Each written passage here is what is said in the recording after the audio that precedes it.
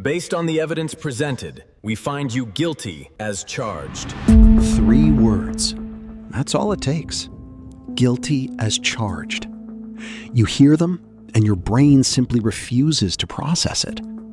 The courtroom keeps moving. The judge is talking, your lawyer's writing something down, papers are shuffling, but you're frozen because those 3 words just rearranged everything. Your job, your family, the next several years of your life.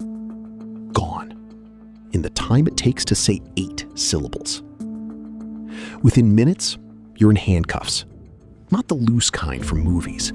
These are tight, deliberately tight. And a corrections officer you've never seen before is guiding you by the arm, like you're a piece of furniture being moved to storage. Your phone is gone. Your wallet is gone. Your belt, your shoelaces, even the basic dignity of choosing what to wear. You are now a case number. And the machine that processes case numbers has just started its engines.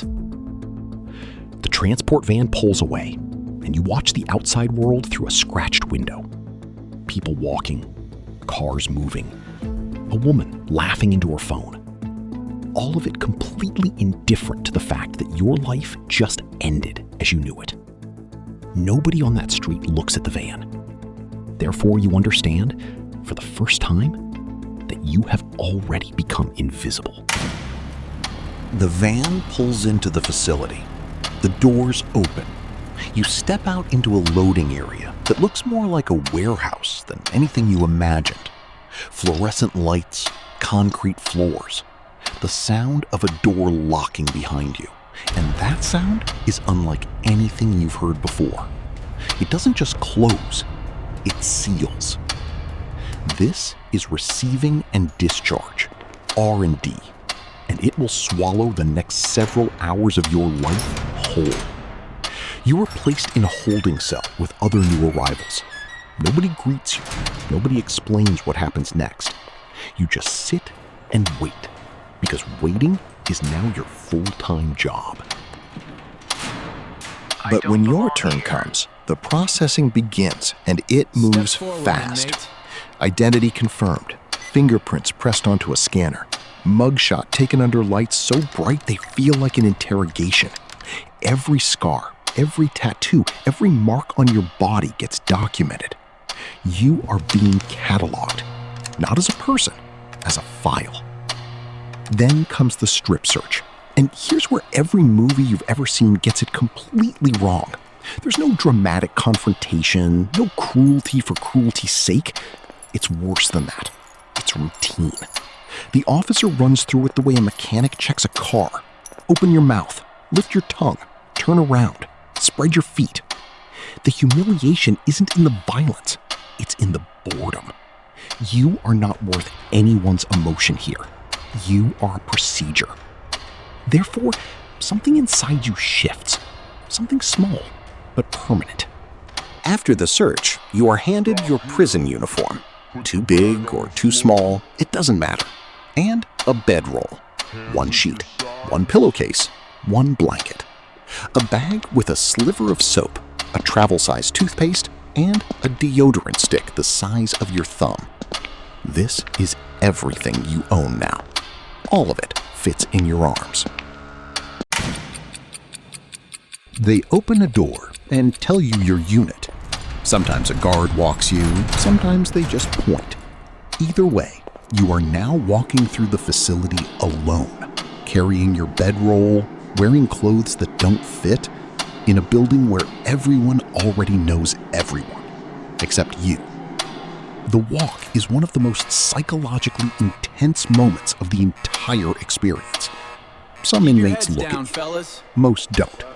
A few say something under their breath. You keep your eyes forward. You reach your cell. The door is open. Inside, there's a bunk, a shelf, a toilet in the corner with no partition, and a man lying on the bottom bunk staring at the ceiling. This is your cellmate. He turns his head, looks at you for exactly 2 seconds, then looks back at the ceiling. You take the top bunk. You make your bed with your single sheet. You sit there. neither of you speaks. The silence stretches out long enough to become its own kind of pressure. But then, out of nowhere, he says one thing. First time, you nod. He doesn't respond. He just closes his eyes. Welcome home. This is it. The moment I told you about at the start. It isn't a fight. It isn't a threat. It's something far quieter and far more devastating. It happens when you're alone for the first time. Maybe sitting on your bunk, maybe standing at the small metal sink in your cell. And without thinking, out of pure habit built from 10,000 repetitions, you reach for your phone. But your pocket is empty. And in that moment, it hits you. Not as a legal reality, as a physical one. A hollow, gut-level understanding that you are completely and totally cut off. No messages, no news, no way to reach anyone who loves you. The world is still out there, still spinning, still posting and laughing and going about its business.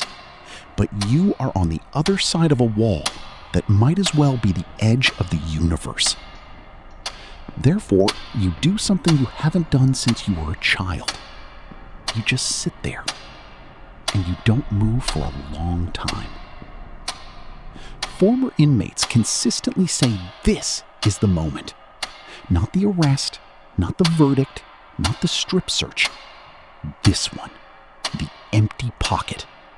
Because that's the moment the sentence stops being a legal fact and becomes a physical reality living inside your chest. Prison runs on a schedule so rigid, it almost feels like a parody. Meals, counts, work assignments, recreation. Everything at the same time, every single day, forever.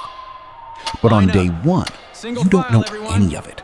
So you follow and you watch and you say nothing. You're hungry. Depending on what time you arrived, you may have missed the first meal entirely.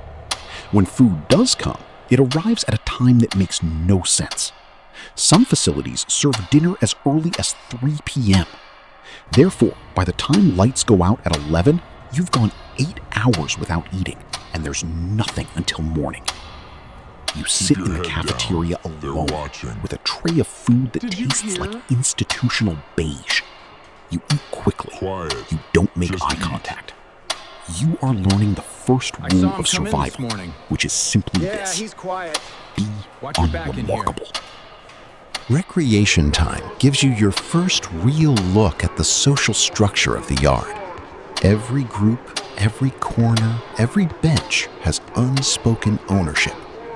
You don't know the rules yet, so you find an empty space, sit down, and watch. This is the smartest thing you can do on day one.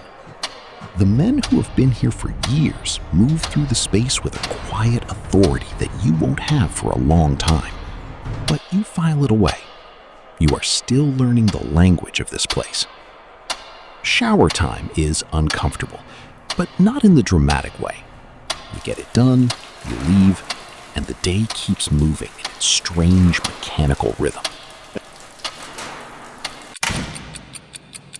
At 11 p.m., the lights go out, and this is where the first 24 hours reveals its true nature. Because in the dark, with nothing to do and nowhere to go and nothing to distract you, your mind turns on itself. You replay every decision that brought you here. You think about the people outside who are going to sleep tonight in their own beds. People who will wake up tomorrow and check their phones and make coffee and complain about their commute. And you think about how long you have left. You do the math. Then you do it again, hoping the number changes. It doesn't. Your cellmate's breathing slows. He's asleep somehow, impossibly. And you are lying there, wide awake, completely alone in a room with another person. Down the hall, that crying has started again. The same sound you heard at the very beginning of this video. But now, you understand it differently. That man isn't new. He has been here for years, and he still cries like it's the first night. Here is what nobody tells you about the first 24 hours in prison. The most dangerous thing that happens isn't physical. Nobody jumps you on day one. The real damage is invisible, and it's systematic. In less than 24 hours, everything that tells you who you are has been quietly taken. Your clothes, your name replaced by a number, your autonomy replaced by a schedule you didn't choose, your connections replaced by silence and a pocket that feels wrong every time your hand brushes against it. The prison didn't need to lay a finger on you. It just removed everything that made you yourself. And then it waited. Because the cruelest thing about the first day isn't how hard it is. It's what comes after. By day 3, the strip search won't feel humiliating anymore. It'll just feel normal. By day 10, the sounds at night won't keep you awake. By day 30, you'll forget what it felt like to check your phone whenever you wanted. The prison doesn't break people with violence. It breaks them with repetition. It waits until the extraordinary becomes ordinary. And then towards the west wing. It has you. Remember those 3 words from the beginning? Guilty as charged. Less than 24 hours ago, your biggest problem might have been traffic or a deadline or what to have for dinner. Now you're lying in the dark, counting the hours until a breakfast you won't enjoy, in a place you didn't choose, next to a stranger who owes you nothing. The first day is over, and the cruelest thing about it, tomorrow, it won't even feel that bad anymore. If you want to know what happens when the days start to stack up, what months and years inside does to the human mind, that's the next video. And I promise you, it's worse than you think.